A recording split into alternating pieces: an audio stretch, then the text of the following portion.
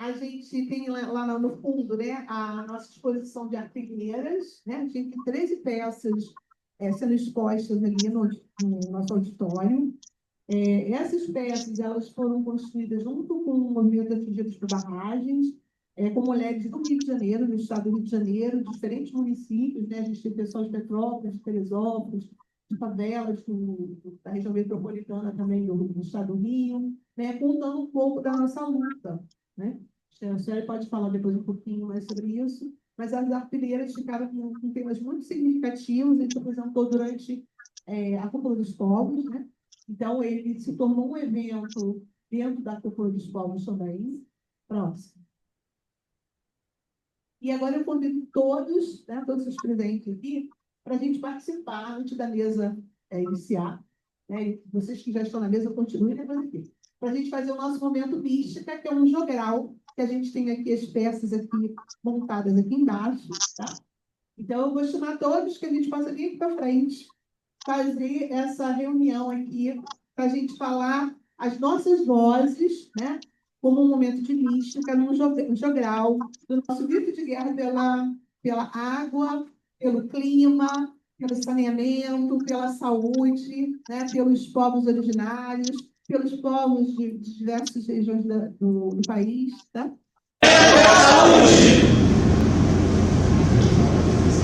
Água não é mercadoria. Água não é mercadoria. Saneamento é necessário. Saneamento é necessário. É uma mística que a gente expõe, né? A nossa voz e ela ecoa, né, dos demais companheiros. Então, a vigilância popular ela precisa disso, de que ela ecoe, né? A nossa voz ecoa no outro, né? Então, a sociedade só muda se as nossas vozes ecoarem, né? E ecoarem com significado, tá? Agradeço. Todos aqui. Amiga, quer falar o seu grito de guerra? Vamos ouvir ela lá. Estou vendo. Estou vendo. Eu quero dar boas-vindas para todos que estão nesse encontro, dizer do esforço enorme que foi feito para vocês estarem aí, e que o saneamento, como eles diriam, é vida, não é mercadoria. Saneamento é vida, não é mercadoria. Você já falou. Saneamento é vida, não é mercadoria. Bem, nós vamos começar a nossa roda, então. Vamos começar a roda. Vamos iniciar aqui com uma boa tarde para todos e todas. Iniciamos, então, esse primeiro encontro de vigilância popular em saneamento de saúde e clima, com um evento pré-congresso da Brasco, né, e pós-Cúpula dos Povos e COP30. Né? Nesse momento, quem não esteve na COP ou na Cúpula dos Povos está uma possibilidade de estar no evento, né, registrado também na COP30. Tá? Estamos no momento histórico aqui em Brasília, que é a capital do nosso Brasil, do nosso país. Para uma coisa importante sobre a vigilância popular nos processos de decisão. E também marcar as nossas reivindicações como vigilância popular. Diante da grave crise ambiental planetária, social e política que nós estamos enfrentando, esse evento, com tantos recursos, é um evento de resistência. É um evento de escuta, é um evento de construção coletiva. E a expressão também de luta pelos territórios contra esse modelo dominante, centrado no lucro, na financiarização da vida e do extrativismo predatório que a gente tem observado no capital hoje em dia. Especificamente no Brasil, nós estamos em um momento de crise de representação também nas tomadas de decisão, né? Visto lá o nosso Congresso, né, que compromete as transformações necessárias e urgentes que a gente está precisando fazer para sair desse colapso climático que está afetando mais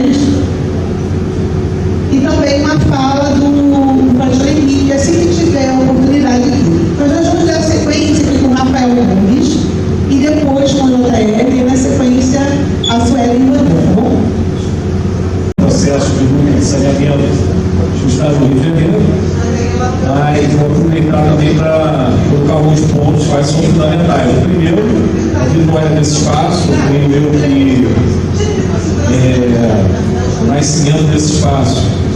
Ele fecunda e coloca uma placa inaugural de que algo como isso precisa ocorrer todo ano, que é um encontro nacional de uma rede de vigilância popular em saneamento e saúde. E aí eu acho que o tema do saneamento, quando eu falo saneamento, dentro da questão da drenagem, dos impactos todos que a gente tem com relação às chuvas e, enfim, a poluição dos corpos hídricos pelo país, além, obviamente, da questão da distribuição de água potável, a potabilidade da água, assim, por questão do esgotamento sanitário e do resíduo sólido, de pensar como isso vem cada vez mais sendo colocado como algo essencial e fundamental a ser debatido. Um projeto de vida ou um projeto de mercadoria. Enfim, a gente faz as contraposições. Talvez a água hoje seja vista como um recurso, né, um recurso financeiro, nesse caso, do recurso, não como um bem comum, mas como recurso, cada vez mais água de especulação e de controle por entes privados. Então, isso chama um pouco a atenção de que a possibilidade política que se tem acerca da água é de uma possibilidade de conseguir valorizar o capital, pensando na forma do capital, né, precisa ser valorizado pela questão dos próprios capitalistas quando faz esse investimento, de algo muito barato, mas que pode proporcionar enormes lucros para grandes corporações. Basta você instaurar um problema no local que não tem que ter abastecimento, passar a ter. Isso faz com que aquela água daquele local passe a custar dinheiro, passe a ficar cada vez mais cara. E isso, obviamente, se torna um capital de giro fundamental em processo de crise, inclusive, como essas que a gente está vivendo nessa conjuntura internacional. E, por outro lado, nós temos os movimentos sociais. Esses movimentos, parte deles, inclusive, aqui presente, comunidade de vigário geral, comunidade muito importante e muito atacada, sua falta de direitos públicos, direitos sociais no Rio de Janeiro, MAP, aqui presente também como movimento nacional dos atingidos por barragem, companheira do Jacarezinho aqui presente também, que é uma das favelas mais importantes do Rio de Janeiro, que é a Sanfé, Fiocruz, enfim. E de pensar como nós podemos fazer a proteção desse bem comum, valorizar a água como um direito humano e pensar como a gente pode fazer essa contraposição ao capital na medida em que vai se avançando cada vez mais o processo de brutal desigualdade com relação ao próprio oferecimento da água para a população.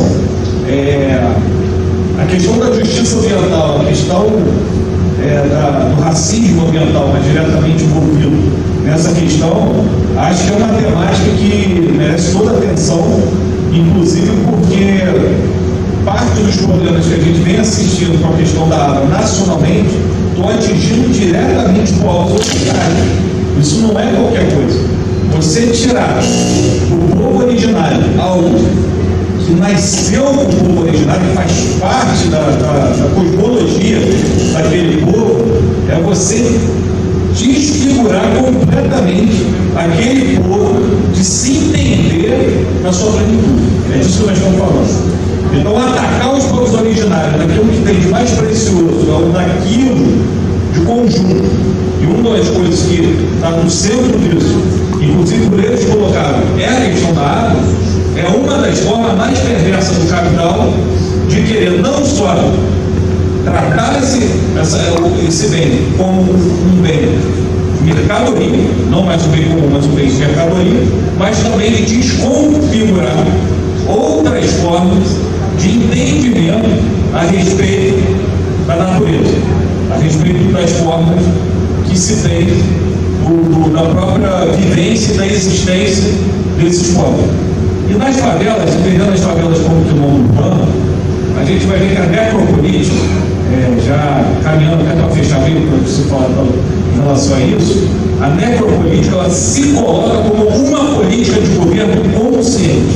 É isso que a gente tem que entender. O não direito ao acesso, e mais do que isso, o desmonte que se tem e da dificuldade que se vai aumentando cada vez mais, esgarçando cada vez mais, essa falta do acesso à água potável, esgotamento sanitário, o local se degradando cada vez mais, é uma política. É uma política.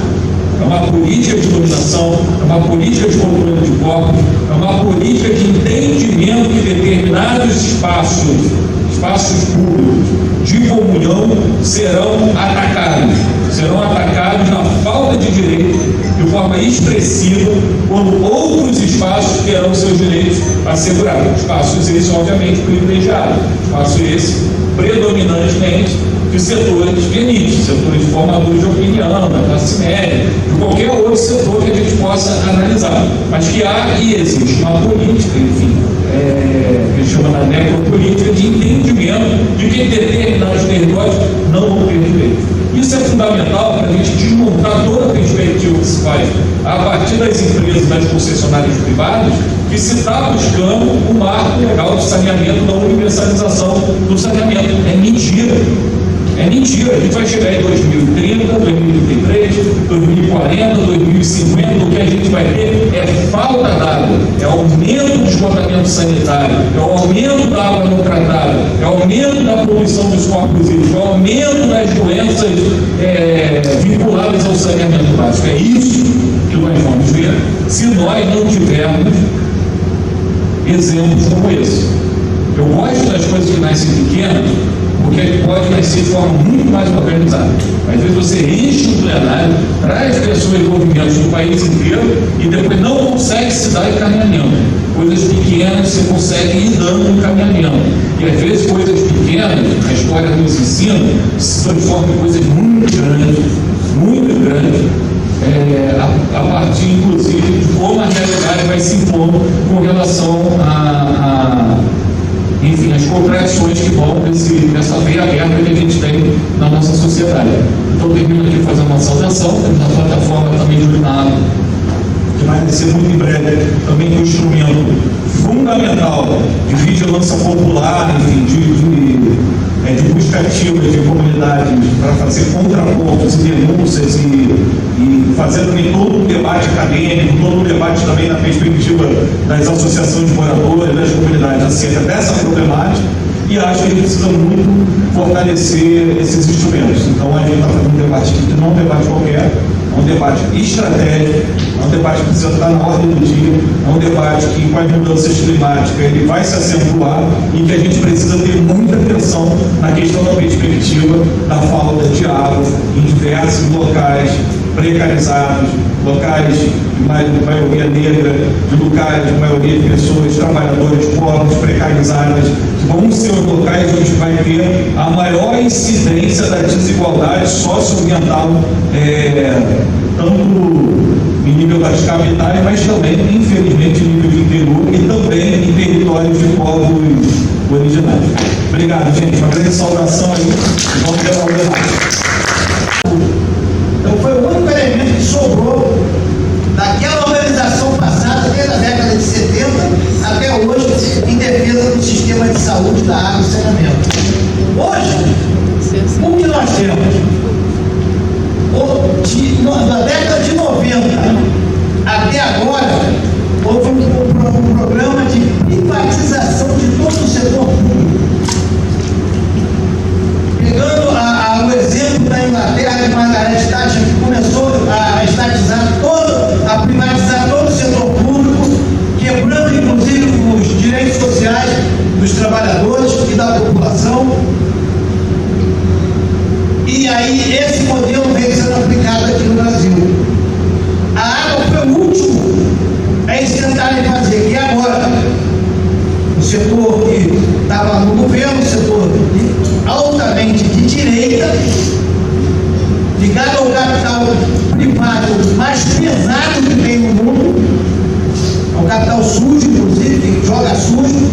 As empresas de água e saneamento que privatizaram a água o esgoto no Rio de Janeiro trabalham, inclusive, com o setor marginalizado das comunidades, corrompendo, inclusive, as associações de moradores para cooperarem com a sua lógica de transformar água em mercadoria.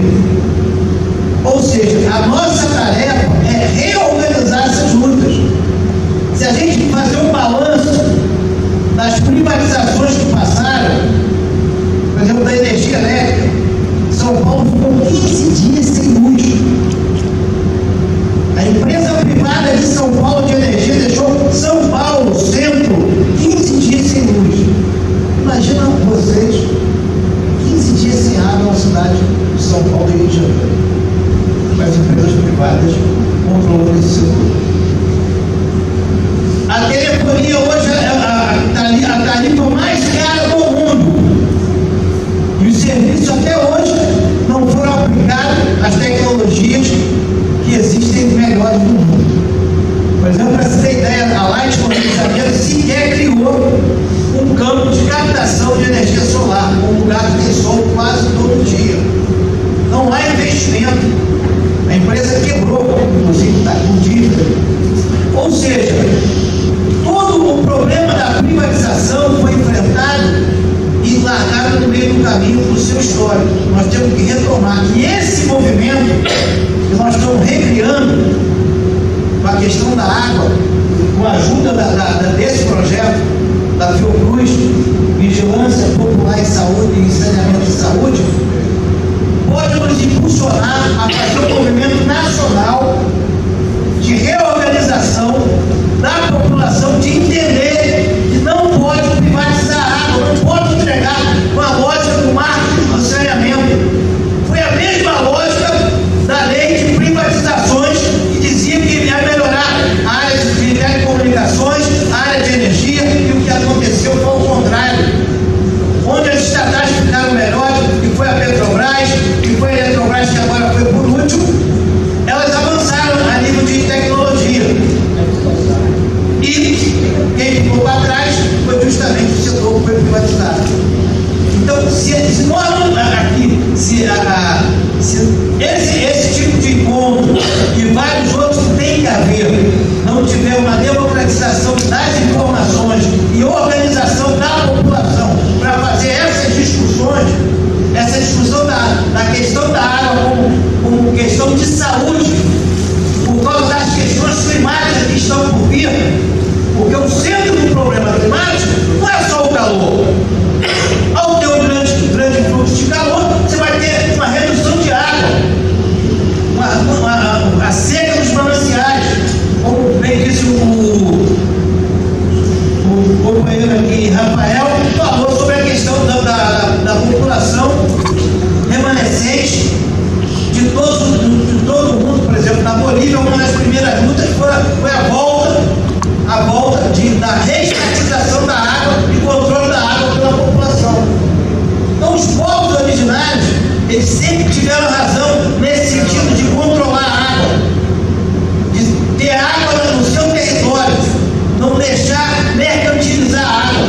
E esse é o exemplo que nós temos. Por exemplo, na questão do lixo, a cada dia, nas prateleiras de supermercado, você tem mais plástico. As embalagens. No passado, tudo aquela mercadoria era varejo.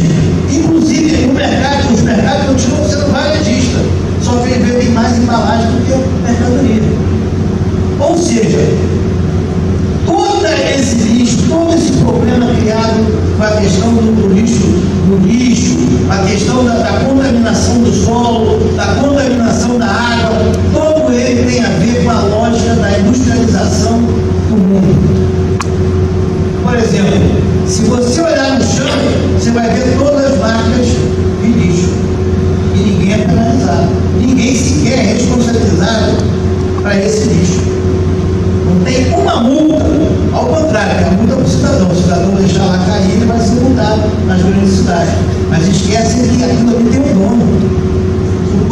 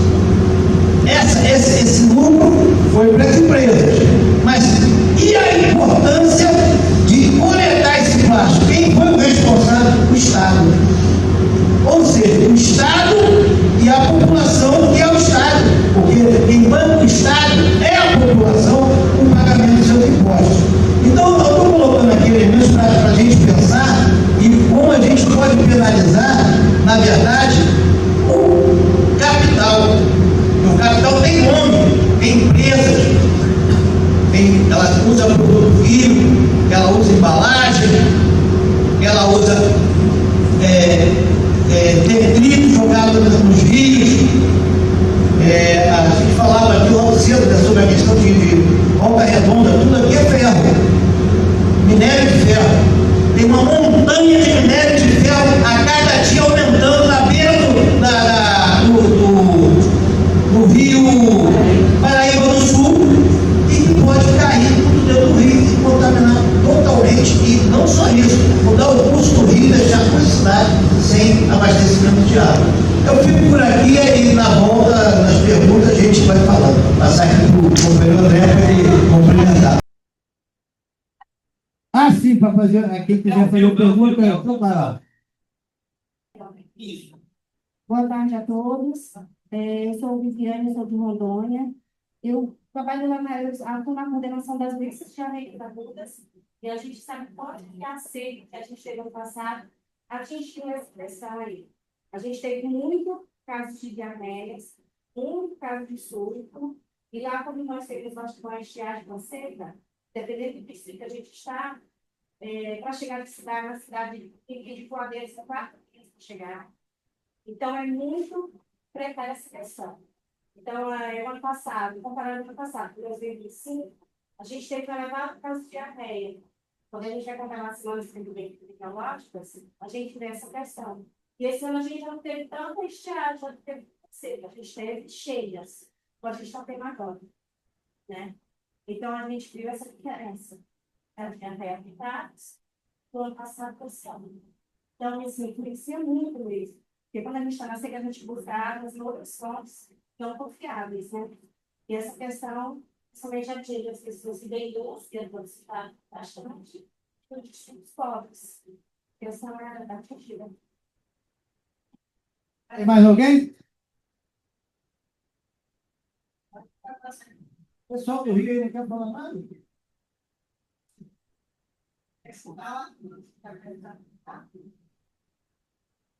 Mora do lado lá da Secretaria de Manguinhos, lá cheio de dinheiro.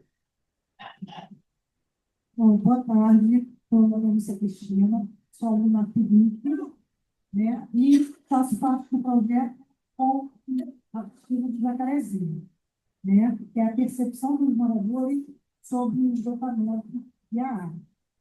O que a gente tem? A gente não tem no Jacarezinho uma falta intermitente, como vocês têm falado. A falta intermitente, como vocês têm falado. O que eles fazem? Eles fazem manobras e simplesmente fecham a água, porque a comunidade não paga. Então, a água é a mercadoria. E como a maioria das comunidades em torno já estão sendo colocadas o hidrômetro, eu me preocupo muito como moradora no endividamento das famílias, sabe? Eles não têm dinheiro para pagar. E nem o mínimo vital que é proposto não é a realidade das pessoas que moram lá. E isso tem me preocupado muito, porque já tem um hidrômetro na comunidade de Manguinhos, vai colocar agora na Varginha e no Jacaré também vai ter. Essas são assim, as minhas questões. Obrigada. Então vamos lá, André, contigo. Depois a gente fala mais. Ação e militância tem a ver com a minha história de vida enquanto morador de favela durante muitos anos. Hoje eu moro no bairro de Ramos, é um bairro do subúrbio do Rio de Janeiro, moro de aluguel, ainda não consegui acessar minha casa, minha dívida, mas a família foi crescendo, mantenho laços lá, então eu costumo sempre dizer que sou um pesquisador militante interessado em debater, refletir sobre a produção da saúde, sobre a produção do direito à saúde aos moradores de favelas e periferias urbanas. Diferentemente aqui dos meus dois camaradas que dominam muito bem o tema do saneamento e do direito à água, essa talvez não seja muito a minha praia, mas talvez uma área um pouco próxima seja essa área exatamente do debate, da ação coletiva nas favelas pelo direito à saúde, que aí se aproxima com esse termo horrível, que eu acho que é horrível. Ninguém gosta do termo vigilância, né, pessoal? Aqui é para nós, né? É um termo assim que a gente não encontrou uma palavra adequada ainda, ainda, mas mesmo sendo vigilância popular, vigilância emancipatória, o professor Bagatore está aí, fez uma tese sobre o tema, né? Outros, durante algum tempo, movimentos similares chamavam de vigilância civil. Há quem chame de vigilância de rumores, trabalha com a mesma perspectiva, eu acho que não é, mas há quem assim o diga. E essa coisa da vigilância, muitas das vezes ela fica pautada, para quem não conhece, parece que vocês colocarem no Google aí, ou dessas IAs aí, vigilância popular e vigilância em saúde, vai montar um quadrinho da vigilância tradicional e da vigilância popular, né? E vai dizer que a vigilância tradicional é feita por técnicos, A primeira coisa que eu queria chamar a atenção é que a vigilância é uma área, uma dimensão do sistema único de saúde. Portanto, a vigilância deve ser feita a partir dos princípios do SUS. Então, tem muita gente chamando de vigilância popular, o que é, na verdade, uma vigilância com participação popular. Então, acho que para a gente, eu acho que é algo que é uma provocação que eu gostaria de fazer nesse sentido. Outra coisa, a vigilância popular, e aí a gente nomear, né, eu esbarrei com o professor Jairmilson Paim, há muitos anos atrás, não sei se era o irmão diretor da ENSP, quando o Paim fez uma aula inaugural lá, e ele falou mais 5 vezes, as palavras não são inocentes. Ele contou um pouquinho, ele fez um debate sobre o que saúde coletiva, saúde pública e nova saúde pública. E ele fez um debate magnífico, sempre lembro dessa aula, e de fato não é inocente. As escolhas das palavras nos posicionam politicamente, epistemologicamente. E aí, sem querer fazer uma história do que vinha a ser a vigilância popular, a vigilância popular ela tem muito a ideia de anúncio e denúncia, né, Bagatore? Né? De anunciar e denunciar, né?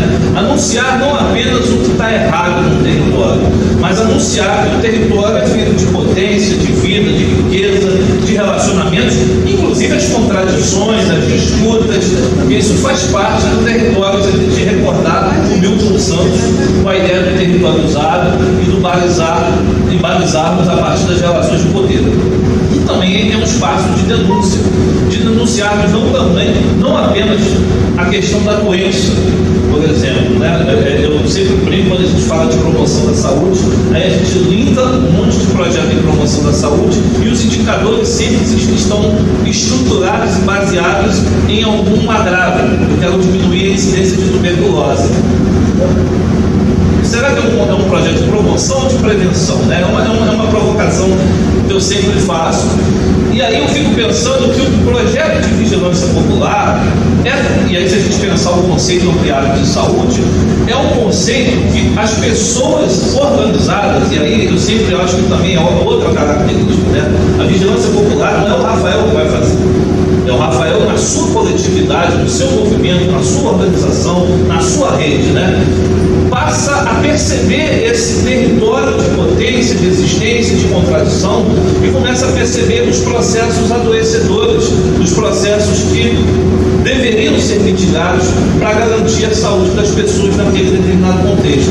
Aliás, eu e Bagatore, e aí eu estou citando ele porque a gente trabalha junto no projeto e que a gente está tentando fazer uma coisa bastante ousada, que é tentar aproximar o debate da geração cidadã de dados, que é um movimento das organizações da sociedade civil, muitas de favela lá no Rio de Janeiro, que fazem produzir dados para fazer incidência política a partir do território. E, no meu entendimento, é uma vertente da vigilância popular. Quando tivemos o caso da Covid, lá na Maré, pintaram um muro grafitado e começaram a marcar o número de casos de Covid. Por quê? Aliás, eu até escrevi um artigo sobre isso, porque o CEP no Rio de Janeiro, e provavelmente o CEP das periferias urbanas do Brasil todo, tem uma série de problemas, né? E aí quem está lá no Rio de Janeiro, no bairro de Bom Sucesso, o bairro de Bom Sucesso, nos dados oficiais, estava com casos de Covid lá em cima.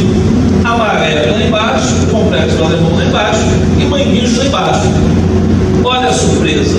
Quando a Dona Maria, lá na Zona Sul, empregada doméstica, chegava no Miguel Couto, numa emergência, com sintomas de Covid, a primeira coisa que pediam era o CEP para fazer o registro dela. Pediu a identidade dela e o CEP para identificar. E aí o CEP atribuía, era moradora da Nova Brasil, sucesso pelos Correios. Quando o morador, por exemplo,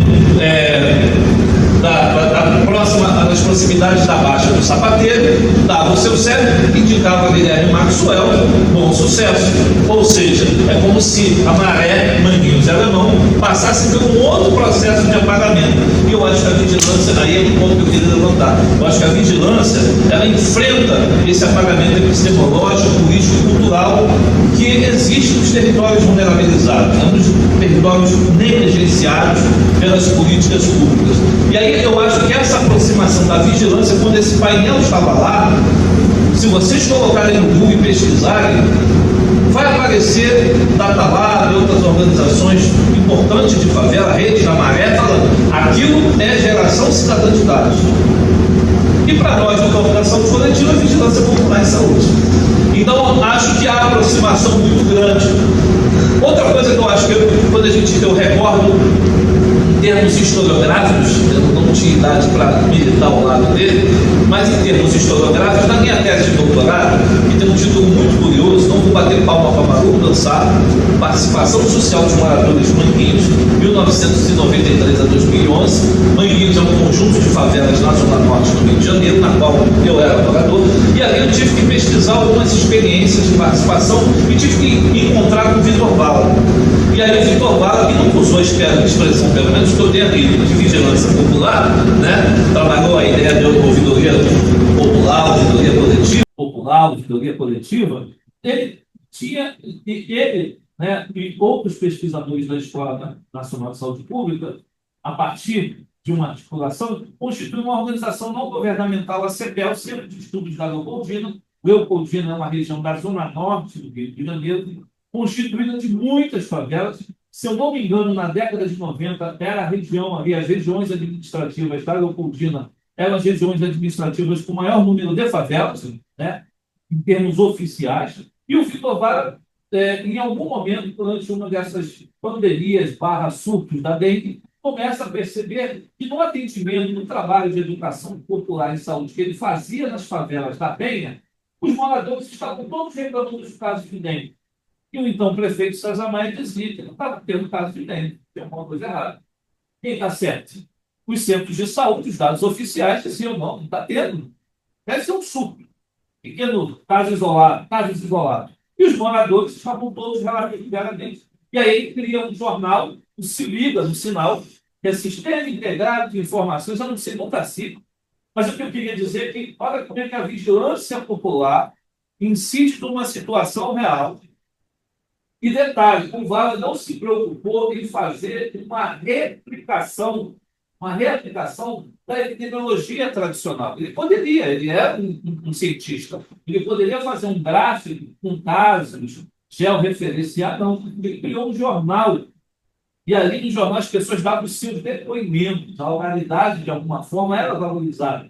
Algo parecido, o professor, se o nome dele, Zé Wellington, fazia o mesmo trabalho na Maré, contemporâneo a isso, na época que tinha uma liderança da Maré chamada José Carlos, e que também os moradores vinham para a rádio, chegavam na rádio para relatar as suas problemáticas de saúde.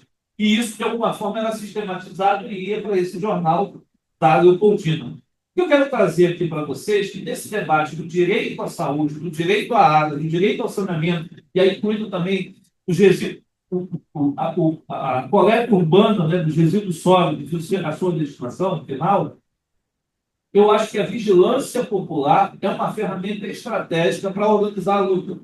Eu sei que quem está aqui já sabe disso, mas a gente está, acho que é importante marcar isso politicamente, né? Que é um espaço, inclusive, que qualifica um outro debate, que é a participação popular do SUS. Fernando, a gente estava agora mais cedo na reunião do SEBS, né, no debate, e foi trazido, né, qual o valor das conferências, né? A gente tensiona, a gente quer que as coisas sejam efetivadas, né? Mas muitas das vezes se aponta o seguinte: olha, mas o sujeito chega lá, chega sem informação, sem dado. A vigilância popular pode ser um caminho político para apresentar evidências, né, contra-evidências, né, do que o Estado está dizendo, para negociar e tentar fazer essa política para transformar a sua realidade. Eu estou dizendo que a vigilância não é pílula mágica. Acho que a vigilância popular pode ser um caminho bastante exitoso. Para ativar as redes de participação popular em defesa do SUS. 2, o próprio capital social ser fortalecido, porque o Rafael está aqui, a gente participa. Mas vocês dois, do Movimento Popular de Favelas, a gente percebe que todos os movimentos eles são pendulares, né? Tem momentos que a gente aquece o debate, depois a gente tem um retraído. Eu acho que a vigilância, ter uma base territorial, pode ser estratégica para fortalecer esse capital social local. E nesse ponto, fazer a incidência política necessária também numa outra dimensão, que é a dimensão, que aqui a gente talvez não vá tratar, mas a gente pode pensar bons projetos, boas incidências de advocacy e de pressão política, mas a gente tem que tratar também da disputa eleitoral, que é uma outra conversa, e eu acho que a vigilância pode ser base também para pautar as candidaturas dos territórios, e com isso eu não estou ignorando as disputas e os tensionamentos que lá existem, mas isso aí a gente fala no debate. Acho que esse é o recado que eu queria trazer, não sei se era nesse tom, Adriano, que a gente... né? Mas é isso. A gente segue conversando. Obrigado, pessoal. Boa tarde a todos e todas. Boa tarde a todos e todas. Mas agora é me levando para conversar. Bom, gente, me chamo Suelen, sou militante do movimento social, Movimento Atingidos por Barragens, que há 34 anos vem lutando pela garantia dos direitos dos atingidos e atingidas. Quem aqui conhece o movimento, MAB? Uma boa parcela, mas eu vou apresentar um pouquinho da história desse movimento para a gente compreender um pouco, né, o porquê que hoje o MAB vem se colocando a compreender e a incidir no debate político sobre a questão da crise climática. Então, o MAB é um movimento que ele surge na luta por direitos dos atingidos por barragem, ele nasce da contradição de uma energia dita renovável, né? Dita renovável não, renovável dita limpa, né? Que é as grandes hidrelétricas. O MAB nasce dessa contradição. Que a gente, quando a gente vai fazer o debate da crise climática, a gente diz que a gente precisa fazer uma transição energética. Só que vejamos já de cara a contradição. No Brasil, a gente já fez essa transição. E a gente precisa pensar um pouquinho sobre que termos nós estamos debatendo no Brasil a questão da crise climática, a questão da transição energética. Então, o MAB, ele surge dessa contradição da violação dos direitos dos atingidos e atingidas nas construções das grandes barragens, e esse é o primeiro atingido.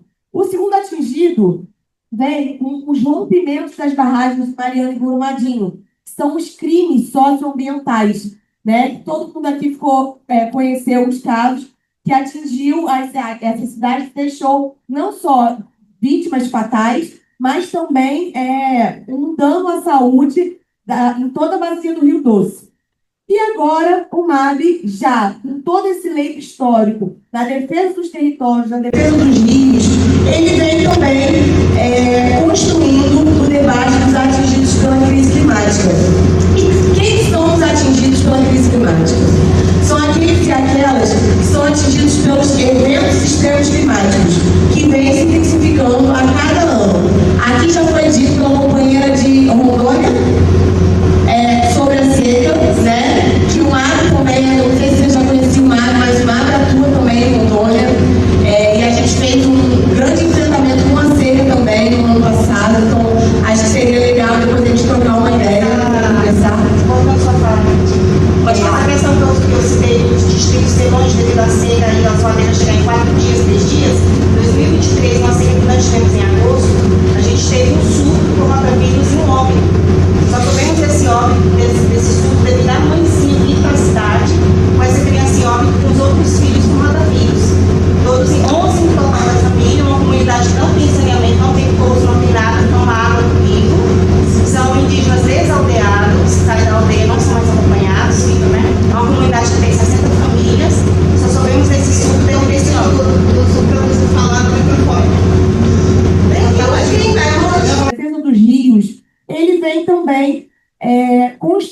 do debate dos atingidos pela crise climática.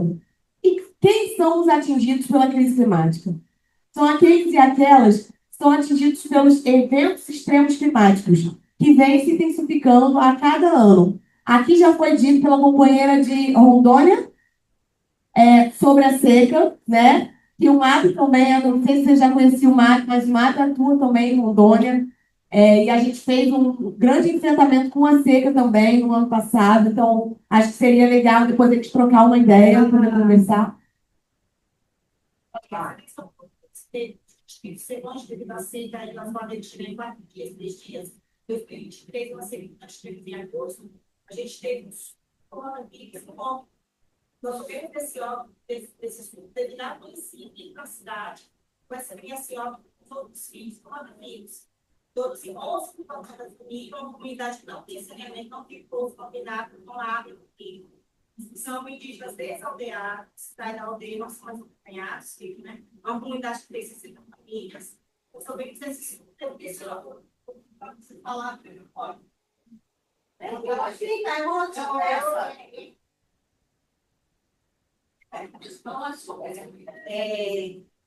Em 2023, lá em Rondônia, Nós tivemos um surto do coronavírus bem no período da seca, nessa estiagem que a gente tem. Esse ano, graças a Deus, não tivemos também a sensação de estar tendo enchentes. Né? Porque quando chove nos rios da Bolívia, nós enchemos a ladeira, que é o nosso rio principal na capital. Né? E a gente teve esse surto do coronavírus, uma família com 11 pessoas, e só soubemos desse surto porque veio uma criança de 2 anos, não vacinada por rota, né? Não tinha vacina nenhuma de rotavírus, e as outras crianças dessa família só tinham uma dose por rotavírus. São indígenas desaldeados, não moravam mais na aldeia, né? Consequentemente, ficam desassistidos pelo de ser entre aspas, né? Porque só participam dentro das aldeias. E assim a gente ficou sabendo, mas era período de seca, né? A gente, 2023 a gente teve uma seca também severa, mas 2024 foi a pior seca que a gente já teve. O nosso rio Madeira chegou a 19 centímetros na capital e na enchente a gente chegou a 19 metros. Então ele fica bem cheio quando a gente está na enchente, atinge os nossos distritos ali um pouco ribeirinho, e como atinge também a questão da seca, né? Mas eu acredito que a seca é o que mais atinge a população em questão disso. A questão de pessoas que estão acostumadas com transmissão hídrica, já estão acostumadas com o rio, não tem o saneamento, que é o mais importante do que aqui, e o saneamento realmente ele reduz essas doenças, né? Então ele ajuda muito quando a gente tem a água e a gente sabe onde buscar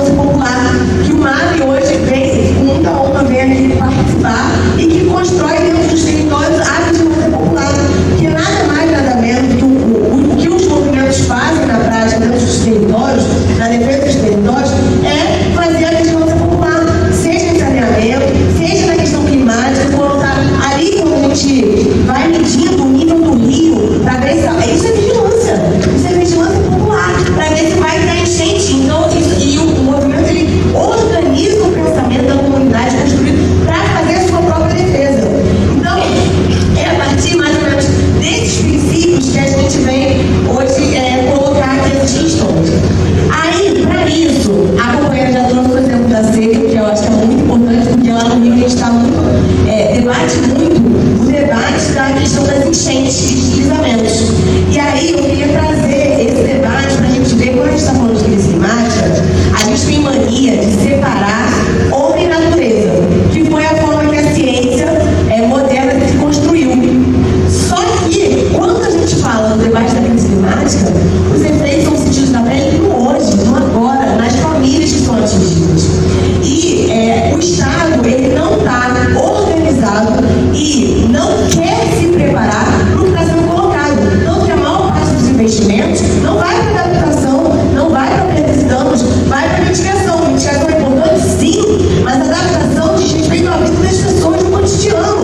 Né? É a possibilidade das pessoas não morrerem em desastres. Então, a gente está hoje acompanhando lá no Rio, né, o caso dos atingidos e atingidas da chuva de Petrópolis de 2024. E até hoje os atingidos e atingidas não tiveram uma resposta efetiva de um dos benefícios básicos lá, que é o chamado cartão Recomeçar. Veja, esse cartão Recomeçar é um cartão que as famílias que foram atingidas, desabrigadas ou desalojadas, elas recebem para reconstruir a sua vida, recomeçar. E elas foram atingidas em março de 2024, não receberam até agora. É uma morosidade do Estado, é uma letargia do Estado em resolver as questões que fazem com que o esperar vire uma categoria política que alguns são sujeitos ao quem é que pode esperar pelo cartão Recomeçar? Quem é que pode esperar na fila do SUS? Quem é que pode esperar pela contenção de impostos? Então a gente vê dentro dessa construção, dentro desse sistema também político, a gente vai posicionando e construindo desigualdades que estão colocadas na sociedade e que elas se consolidam na prática, na vida das pessoas. E para nós, para a gente resolver essa questão, não tem outra saída que não seja a organização popular nos territórios e a defesa da intransigente de uma sociedade justa e igualitária. E a gente vem buscando construir isso dentro do nosso território e dentro do nosso espaço da rede de vigilância popular, saúde e saneamento e dentro do nosso projeto. É isso, tá? Água e energia.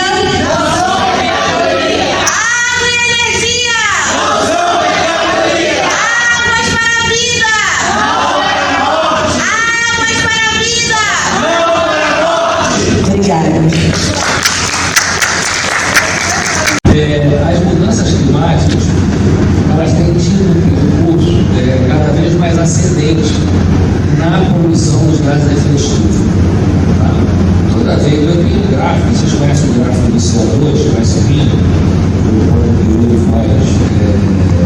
industrial, e cada vez que tem uma COP, cada vez que tem um acordo, parece que vai aumentando mais ainda. Então a impressão que a gente tem é que os acordos, mais do que aceleram, do que tenha uma inflexão da redução. E isso daí tem sido cada vez pior. Tá? O BCC está apontando de 1,5 grau de aumento em relação ao período industrial, a gente não vai atingir. Já sabe que vai ficar de 2 para 2,2. Mas isso aí é média. O que a gente está falando de média é o planeta inteiro. Quando você olha a Terra ela chega a 4 até 6 graus. Quem teve Belém sabe como é que é o posto de volta. Em várias das cidades, somente a região amazônica, a região nordeste, onde mais você tem tido o impacto do calor. Quando a gente fala de impacto do calor, você tem impacto também nas chuvas, porque isso é um ciclo. Quanto mais quente, mais água você gera, você tem mais vapor. Então,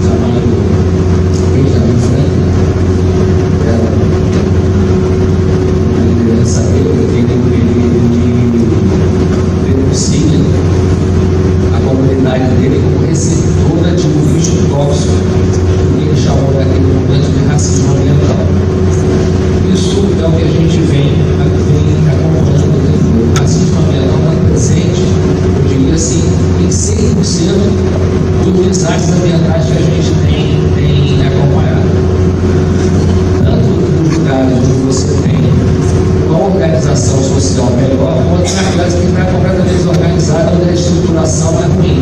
Com uma falta de saneamento básico nas nossas comunidades. E aí a emergência climática vai e destrói, mas já não é bom. E aí a gente sabe como é que funciona essa destruição. Então, isso aí, para nós, a gente que tem estudado, que tem visto isso, tem apontado os problemas, existe um caminho para a gente tentar, pelo menos, reduzir esses danos, né? Pelo menos minimizar e transformar isso em políticas que possam trazer algum conforto. E aí, o Estado tem o seu papel, que é a vigilância. E a gente sabe da dificuldade da implementação da vigilância, né? Que já foi dito o que acontece quando você tem muito calor, aumenta bem, a seca na região, como foi colocado, aumenta os altavios, porque, enfim, você não tem acesso à água. Isso tudo a vigilância do Estado faz. E às vezes faz tardiamente. E a informação, geralmente, demora a chegar. Demora. Às vezes, como ela relatou aqui, vai chegar uma semana depois. Aí você já tem um monte de gente doente. Eu acho que outra coisa tem que estar exatamente o que a gente tem chamado de vigilância. Ela chamou lá atrás de vigilância civil. Você lembra disso? Eles chamavam de vigilância civil. A gente nessa época lá de Manguinhos, que me levava, dava para a gente pelas comunidades, pelas Manguinhos. Esse nome não pegou muito, porque como a gente estava sendo a ditadura militar, eu acho que a vigilância civil foi um termo que não colou. Mas aí já era um embrião da vigilância popular. E eu acho que a gente precisa cada vez mais aprofundar esse trabalho. Por que eu digo isso? Porque eu acho que é um caminho que a gente vai encontrar para pressionar o governante e modificar e fazer as transformações necessárias nos territórios. Porque aí você consegue a resposta mais imediata. A vigilância territorial, ela favorece essa resposta imediata e uma ação imediata, tanto da comunidade quanto do Estado. E tem que ser assim, não dá para ser diferente. A gente tem visto na vigilância popular, tem tido algumas informações que são importantes, que a gente não se dá conta. Quando a gente fala de adoecimento, a gente fala da doença orgânica, da diarreia intensa que mata, né? Da leptospirose, da insolação do calor, dos desastres de sapo que você tem. Mas tem uma coisa do adoecimento da saúde mental coletiva que a gente não toca muito. Pressiona a sociedade, pressiona muito a sociedade. Nós estávamos numa audiência pública na UERJ, um projeto da cadeia eletrônica para os trabalhadores sem direitos da cidade do Rio de Janeiro, ambulantes e trabalhadores empregadores. E só para vocês saberem, em 2024 nós tivemos 2 óbitos de empregadores de insolação, calor extremo. E esses empregadores não têm direito a um apoio premiado, não conseguem nem lugar para uma refeição, para um banheiro. Então eles sofrem tanto com o calor, nas ilhas de calor que você tem na cidade, quanto nas enchentes, quando chove. E para minha surpresa, eu achava que eles iam falar da enchente, a gente falava das doenças, da leptospirose, porque eles têm que andar com bicicleta no meio da água, não tem esgoto, o esgoto se mistura naquele momento, porque não tem infraestrutura, não tem saneamento, choveu, mistura com o esgoto que está ali, e aí tem as doenças. E ele levantou e disse: olha, eu fico muito preocupado com a minha saúde, mas quando tem uma trovoada aqui na cidade do Rio de Janeiro, eu me preocupo com a minha mãezinha que está no alto do Morro da Fogueira. Porque ele tem que correr, subir o morro e pegar a mãezinha dele, que está lá em cima, com pouca mobilidade, e descer para levar para o abrigo de uma escola do pátio. E ele falou: eu sofro muito mais com isso. E aí cai a ficha da gente, porque o sofrimento não é só o cuidador com a gente, é com o coletivo, com as pessoas que estão naquele território. Porque cada um sofre de um jeito. E eu acho que isso precisa ser colocado, a vigilância precisa trazer isso. E só a vigilância popular consegue expressar isso de forma muito contundente. Tá? Porque isso não aparece nos dados epidemiológicos, gente, do sistema do Ministério da Saúde. Não vai aparecer aí. Esse sofrimento vai aparecer ali no território. E é nesse processo de vigilância que a gente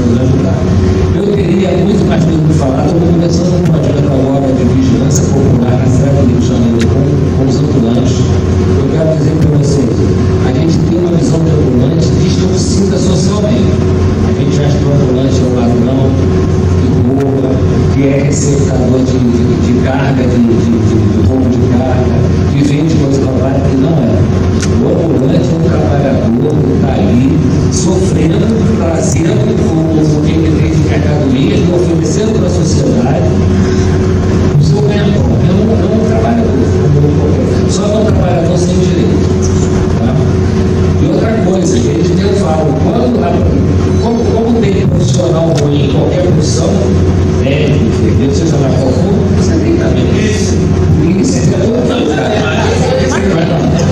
Então, assim, eles, no fundo, eles acabam protegendo aquilo que ele pode.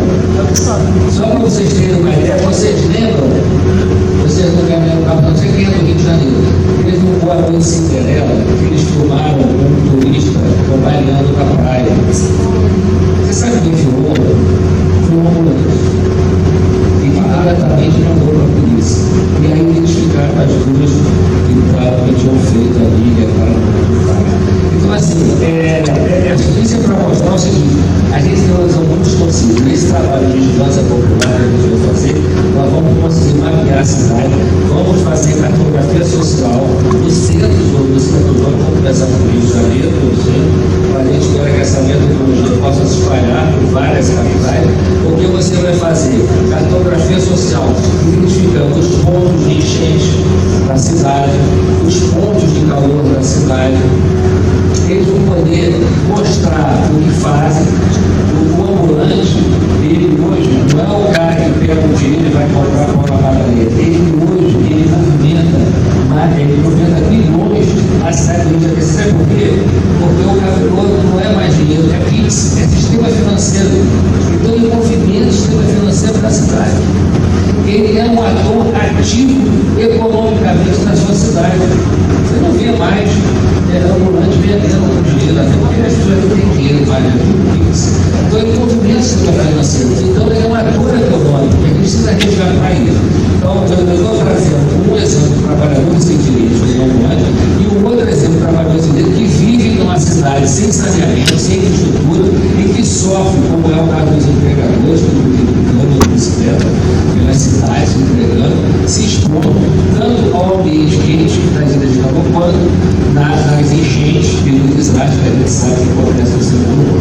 Então a vigilância popular, para mim, é um caminho que a gente tem apontado, porque buscar algumas soluções mínimas que sejam para reduzir as desigualdades sociais que são circulares nesse país e que o Congresso Nacional tem para permanecer e manter as desigualdades, né? Esse absurdo que foi, pelo menos, derrubando os vetos. A lei já não era boa, da legislação, já não tem coisa lá que já passou que a gente não concordava, mas o mínimo de dignidade que esses povos teriam, né, de proteção da floresta, das águas, dos rios, eles derrubaram.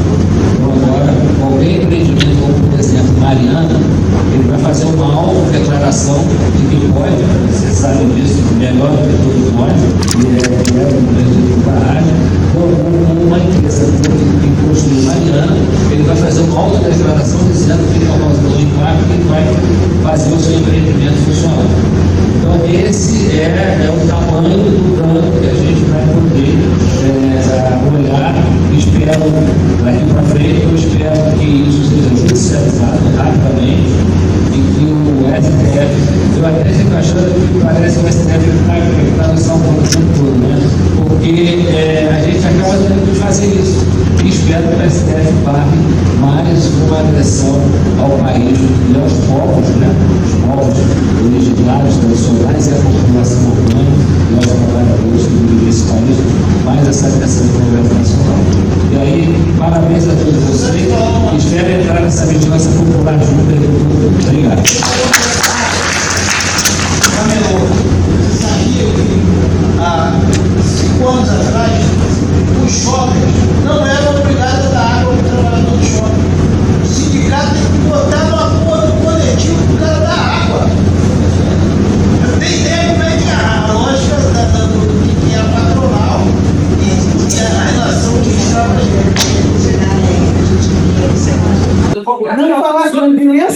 nessa nossa andança aí de buscar dados, junto com a população, com o cidadão, a gente se deparou com os moradores de rua, que querem preencher nosso questionário, né? Para você da cidadã, eu quero participar. A gente vai, o nosso questionário não foi estruturado com a presença dos moradores de ruas, então a gente não tem questões para moradores de rua. Então, isso levantou uma questão, né, nós internamente, porque eles querem preencher isso. Se você olhar, tem um número significativo de resposta de moradores de rua, que são muito afetados. Eu ainda falo, eu sou afetada pela falta de água, né? Ou seja, quando os atingidos, né, a forma como atinge essa população, não só com o pessoal que trabalha nos cabelô, eles são muito afetados também pelas mudanças climáticas, pela questão da falta de água, pela concessão, por incrível que pareça. Eles são, mesmo sem pagar, né, de certa forma, aquilo, mas para a pessoa ceder a água que ela paga, já ninguém quer mais dar uma água de graça. Então fica muito difícil. É uma população que tem sido muito mais marginalizada, né, atingido aí por isso. Vamos fazer um pequeno intervalo